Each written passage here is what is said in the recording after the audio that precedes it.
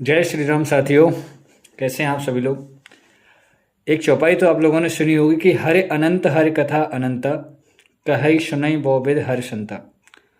तो साथियों, भगवान राम की जो कथाएं हैं अनंत हैं, अपार हैं, जिनका शास्त्रों मुखों से वर्णन करना भी आसान नहीं है।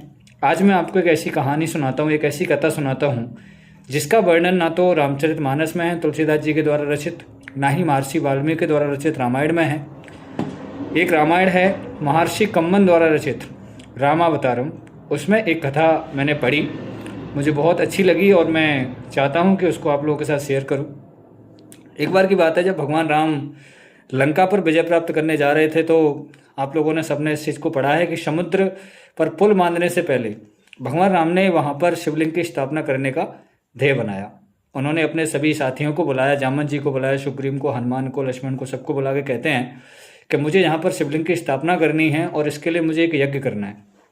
और उस यज्ञ के लिए मुझे एक ऐसा आचार्य चाहिए जो वैष्णव शैव धर्म का ज्ञाता हो, महान पंडित हो, महान ज्ञानी हो, जो अच्छे से शिवलिंग की स्थापना करवा सके। तो जामन जी कहते हैं कि प्रभु, यहाँ तो चारों तरफ जंगल हैं, पेड़ पौधे हैं, लता पताएं हैं, यहाँ कहाँ ऋषि मिलेंगे ऐसे। जिस तरह के ऋषि का आप वर्णन कर रहे हैं वो ऋषि यहाँ आसपास कहीं नहीं है। राम जी ने कहा सोचिए, ढूंढिए, ढूंढने से सब कुछ मिलता है और मुझे वो आचार्य चाहिए जिसको वैष्णव और शैव धर्म का संपूर्ण ज्ञान हो, महान विद्वान हो, ज्ञाता हो। ऐसा मुझे व्यक्ति चाहिए जो इस यज्ञ को पूर्ण कर सकेगा। जामन जी ने सोचा और फिर बोले कि ऐसा व्यक्ति तो है महाराज, बट वो आपका शत्रु है। राम जी ने कहा कौन है वो? बोले वो रावण है, दशानन रावण। बट वो क्यों आएगा हमारे यज्ञ करने? राम जी ने कहा आप स्वयं जाइए और रावण को निमंत्रण दीजिए, यहाँ पर आए और यज्ञ करें। जामन जी स्वयं लंका जाते हैं और वहाँ पर रावण के दरबार में जैसे जामन जी पहुँचते हैं तो रावण अपने दूतों से कहता है कि जामन जी आए हैं, और रावण उनको आदर सहित जो है अपने अपने राज दरबार में बुलाता है और कहता है कि कहिए आचार्य, कहिए जामन जी आपका कैसे आना हुआ। जामन जी कहते हैं कि मेरा यजमान यज्ञ करना चाहता है, जो कि समुद्र के किनारे शिवलिंग की स्थापना करना चाहता है, और उस यज्ञ के लिए एक ऐसा आचार्य चाहिए, एक ऐसा ज्ञानी व्यक्ति चाहिए जिसको वैष्णव और शैव धर्म का बहुत ज़्यादा ज्ञान हो, और वो व्यक्ति आप हो। तो मैं आपको उस यज्ञ को करने का एज ए आचार्य के रूप में निमंत्रण देता हूँ, आप आइए और मेरे यजमान के यज्ञ को सफल बनाइए। रावण उससे ध्येय पूछता है कि कहीं उस यज्ञ का जो उद्देश्य है वो लंका पर विजय प्राप्त करना तो नहीं? जामन जी मुस्कुराते हैं और कहते हैं हाँ, उसका उद्देश्य यही है। फिर भी रावण कहता है कि कोई बात नहीं, आप चूंकि मेरे पास आए हैं, मुझे निमंत्रण दिया है, स्वयं जामन जी चल के आए हैं, आप बहुत बड़े ज्ञानी व्यक्ति हैं, तो आप चलिए और कह दीजिए भगवान अपने यजमान राम से कि मैं आऊँगा और उनका इस यज्ञ को संपूर्ण करूँगा। जामन जी वहाँ से चले जाते हैं। रावण अपने सैनिकों को बुलाता है और आदेश देता है कि यज्ञ की जो भी सामग्री है सब इकट्ठा किया जाए, और स्वयं अशोक वाटिका में जाता है और सीता जी को प्रणाम करके कहता है कि आज हमें चलना है समुद्र तट पर जहाँ आपके पति श्री राम यज्ञ कर रहे हैं, और मुझे एज ए आचार्य वहाँ पर बुलाया गया है।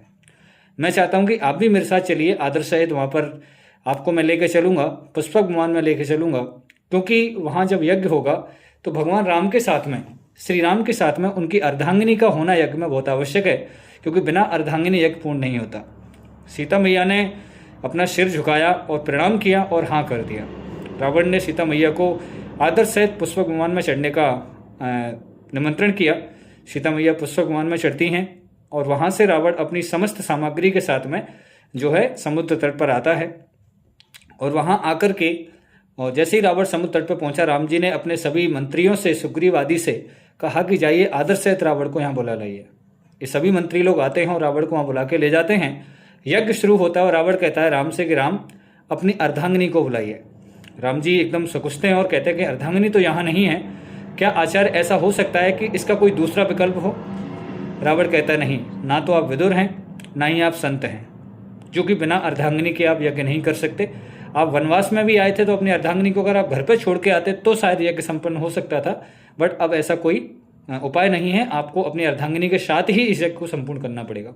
आप सकुचिए मत, मैं अपनी अर्धांगिनी को, आपकी अर्धांगिनी को जो है अपने साथ लेकर आया हूँ, आप बुलाइए। वो पुष्पक विमान में बैठी हुई हैं। राम जी मुस्कुराते हैं और वहाँ से कुछ अपने सैनिकों को भेजते हैं और सीता जी को आदर सहित वहाँ यज्ञ पर बुलाया जाता है। और जैसी सीता जी आती हैं और यज्ञ शुरू होता है और कुछ ही समय के बाद यज्ञ संपूर्ण हो जाता है। यज्ञ संपूर्ण होने के बाद में जब वो जो आचार होता है, जो यज्ञ कराता है, उसको दान दक्षिणा देने की परंपरा हमारे सनातन धर्म में शुरू से चली आ रही है। तो सनातन धर्म की परंपरा के अनुसार राम जी कहते हैं कि आपको देने के लिए दक्षिणा में मेरे पास ज़्यादा कुछ नहीं है, आप कहिए आपको क्या चाहिए।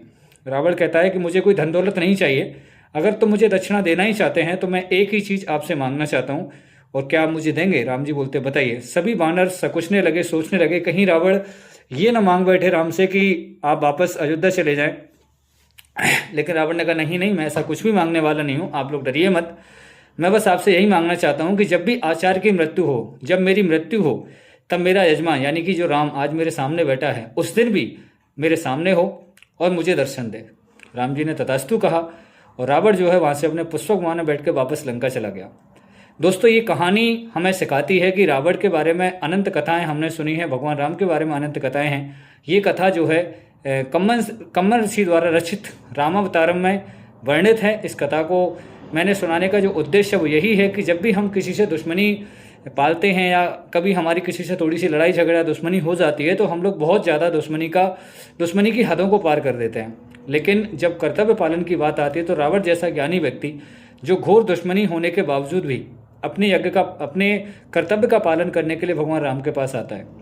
तो राम जी भी कहते हैं कि दुश्मन हो तो रावण जैसा, और शत्रु भी हो, शत्रु दुश्मन मित्र कोई भी हो, हमेशा अपने कर्तव्य का पालन हमें ईमानदारी से करना चाहिए। यही हमें इस कहानी से सीख मिलती है। तो बार बार मैं कहता हूँ कि माता पिता के आशीर्वाद से भगवान श्री राम के चरणों में शीश नवा के कर दिखाओ कुछ ऐसा कि दुनिया करना चाहे आपके जैसा।